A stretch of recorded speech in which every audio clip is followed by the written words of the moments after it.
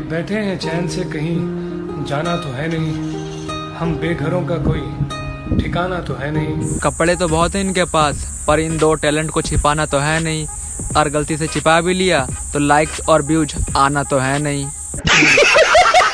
और अभी तो रुको, क्लाइमैक्स अभी बाकी। दोनों ठरकियों में खुशखबरी है, सोफिया का अकाउंट वापस आ गया है। और हमने सोफिया के चाहने वालों से पूछा कि सोफिया का अकाउंट कैसे वापस आ गया, तो वो लोग बोले कि इस लड़की का पलड़ा भारी है।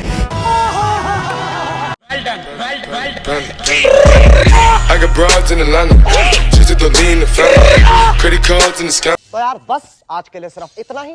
अगर तुम्हें ये वीडियो पसंद आई तो लाइक मारो, और अगर तुम लोग नए हो तो सब्सक्राइब करो।